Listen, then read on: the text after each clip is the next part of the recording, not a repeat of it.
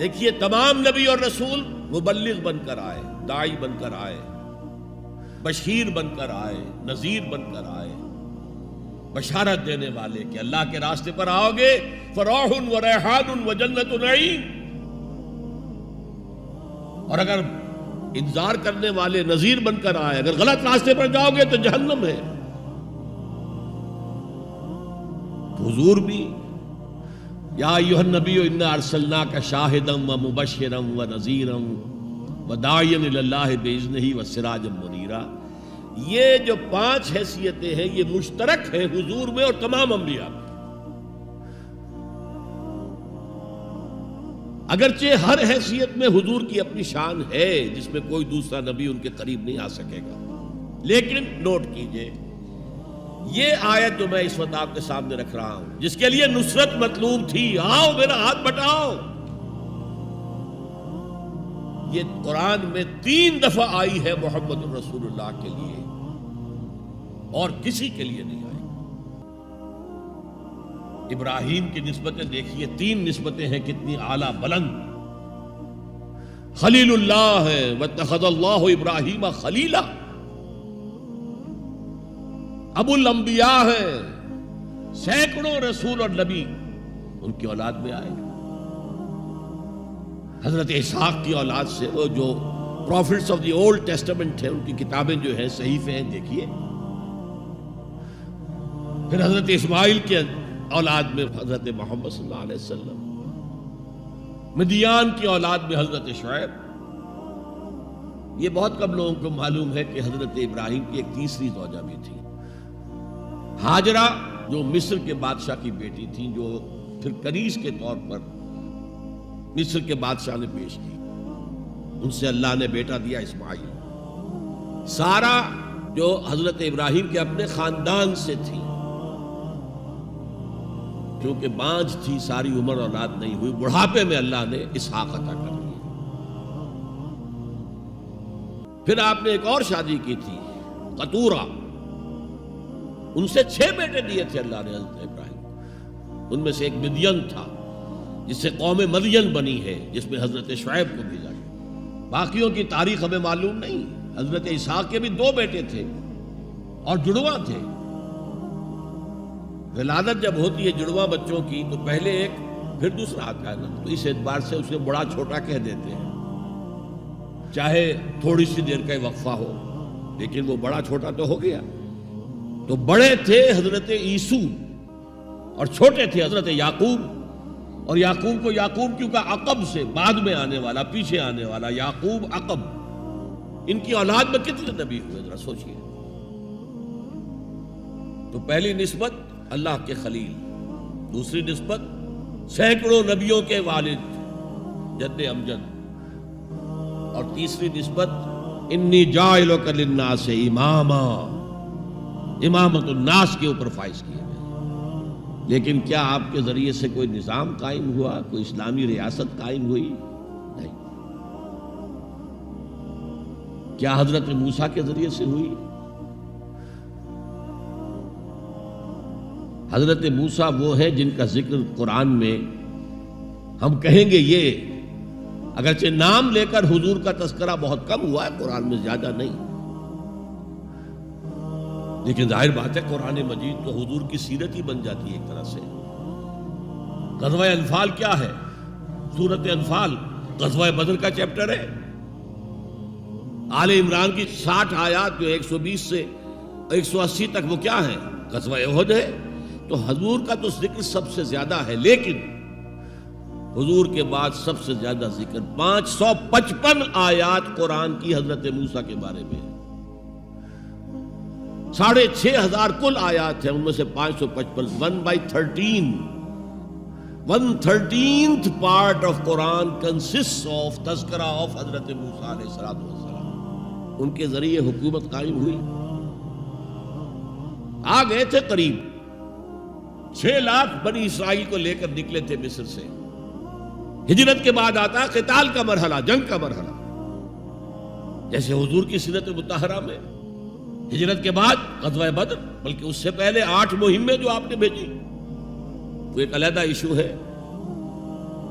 وہاں ہجرت کے بعد جب جنگ کا مرحلہ آیا پوری قوم نے کوڑا جواب دے دیا، فَذَهَبْ أَنْتَ وَرَبُّكَ فَقَاتِلَا إِنَّا هَاهُنَا قَاعِدُونَ، جاؤ موسیٰ تم اور تمہارا رب جاؤ اور پہلے فلسطین میں جو آباد ہے انہیں نکال کے باہر کر دو، پھر ہم داخل ہوں گے، ورنہ ہم تو یہاں بیٹھے ہیں، زمین جنبت نہ جنبت گل محمد۔ اس پر وہ پروسیس وہیں رک گیا۔ جبکہ حضور کو اللہ نے وہ صحابہ دیے۔ غزوہ بدر سے پہلے ایک مشورہ کیا حضور نے صحابہ سے، دیکھو ایک لشکر آ رہا ہے جنوب سے، مکہ جنوب میں تھا مدینے سے، کیل کانٹے سے لیس ہے، لشکر ہے بڑا۔ ایک قافلہ آ رہا ہے شمال سے جو ابو سفیان لے کر گئے تھے اور اب واپس آ رہے تھے، اور انہوں نے SOS کال بھیج دی تھی اپنے سے پہلے مکہ کے لوگوں کے لیے کہ بھائی میرے قافلے کو خطرہ ہے، محمد صلی اللہ علیہ وسلم کے آدمی شاید حملہ کر دیں ہم پر، لہذا مدد بھیجو۔ اب یہاں حضور پوچھتے ہیں کہ پہلے کدھر چلے، قافلے کی طرف یا اس لشکر کی طرف؟ کچھ لوگ، ظاہر بات ہے کہ مدینے کے تمام جو صاحب ایمان تھے، مکے سے جو آئے تھے وہ بڑی بھٹیوں میں سے گزر کر آئے تھے، بڑی آزمائشوں میں سے گزر کر آئے تھے، بڑی سختیاں جھیل کر آئے تھے، لہذا وہ بہت گہرے تھے ایمان میں، بہت پختہ تھے۔ مدینے والوں کو تو ایسی کوئی قربانی دینی نہیں پڑی، پورا قبیلہ ایمان لے آیا، لہذا وہاں کچھ نہ کچھ کچے لوگ بھی تھے ہم جیسے۔ وہ کہا جی چلیے ذرا قافلے کی طرف چلیے، 30 یا 50 آدمی سنا ہے کہ ان کے ساتھ ہیں، وہ حافظ، اور مال بہت ہے، ہمیں بہت مال مل جائے گا، اور نمبر 2 یہ کہ ہمارے پاس تو ہتھیار بھی نہیں ہے، ہم ان کے ہتھیار تو لے لیں گے کم سے کم، پھر لشکر سے لڑیں گے۔ اللہ کا فیصلہ کچھ اور تھا۔ اب آپ لوگوں سے کہہ رہے ہیں مجھے مشورہ دو، مجھے مشورہ دو، مجھے مشورہ دو۔ ابو بکر صدیق کھڑے ہو کر تقریر کر رہے ہیں، حضور جو آپ کا حکم ہم حاضر ہیں، آپ فرمائیے۔ حضرت عمر نے تقریر کی، آپ فرمائیے جو آپ کا حکم ہو ہم حاضر ہیں۔ حضرت مقداد ابن الاسود کھڑے ہوئے رضی اللہ تعالی عنہ، حضور ہمیں موسیٰ کے ساتھیوں پر قیاس نہ کیجئے جنہوں نے کہہ دیا تھا فَاذْهَبْ أَنْتَ وَرَبُّكَ فَقَاتِلَا إِنَّا هَاهُنَا قَاعِدُونَ۔ ہم موسیٰ کے ساتھی نہیں ہیں، محمد کے صحابی ہیں صلی اللہ علیہ وسلم، جو آپ کا ارادہ ہو بسم اللہ کیجئے۔ کیا عجب کہ اللہ تعالی ہمارے ذریعے آپ کی آنکھوں کو ٹھنڈک عطا فرمائے۔ یہ تو میں نے صرف اس واقعے کے حوالے سے سنایا، یہ واقعہ کہ وہاں کیا تھا، 6 لاکھ تھے افراد یہود، ان میں بوڑھے بھی تھے، بچے بھی تھے، عورتیں بھی تھیں، تو 1 لاکھ تو ہوں گے جنگ کرنے کے قابل، اور نیچے آ جائیے 50,000 تو ہوں گے، 12 میں 1 تو ہوگا۔ کوڑا جواب، صرف 2 آدمی نکلے، یوشع ابن نون اور کالب بن یفنہ۔ یوشع تو پھر بعد میں حضرت موسیٰ کے جانشین بھی ہوئے اور نبی ہوئے، جوشوا کہتے ہیں بائبل میں ان کو، لیکن یوشع ابن نون 2 آدمی۔ اب جنگ کیسے ہو، لہذا پروسیس وہی رک گیا۔ حضرت موسیٰ علیہ السلام کے ہاتھوں کو اسلامی حکومت، اسلامی ریاست قائم نہیں ہو سکی۔ حضرت عیسیٰ کا تو سوال ہی نہیں، 3 سال آپ نے دعوت دی ہے، اور یہودی علماء جو ہیں جان کے ان کے دشمن بن گئے۔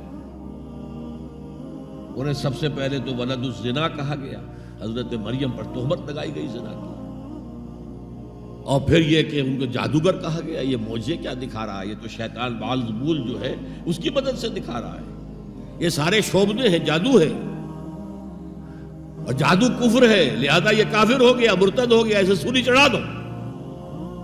تو نظام کیا قائم ہونا تھا، ریاست کیا قائم ہونی تھی؟ عیسائیوں کے مطابق، یہودیوں کے مطابق تو سولی چڑھ گئے، عیسائیوں کے مطابق ہے کہ بعد میں اتار لیا گیا اور ایک جگہ رکھا گیا، تو وہاں پھر زندہ ہو کر پھر آسمان پر اٹھ گئے۔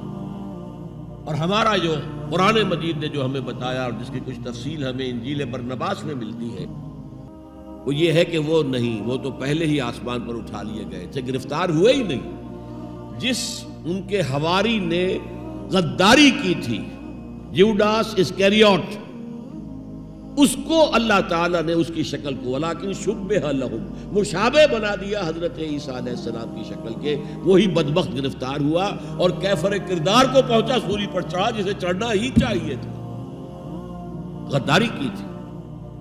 بہرحال میں کہہ رہا تھا کہ یہ کام انذار، تبشیر، واعظ، نصیحت، تعلیم، تبلیغ، تربیت، تزکیہ، یہ سب رسولوں نے کیا اور حضور نے بھی کیا.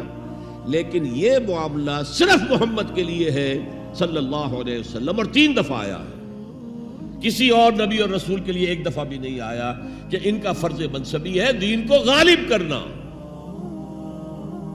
صرف تبلیغ نہیں، غالب کرنا. یہ تھا وہ مشن جس میں آپ کو نصرت درکار تھی.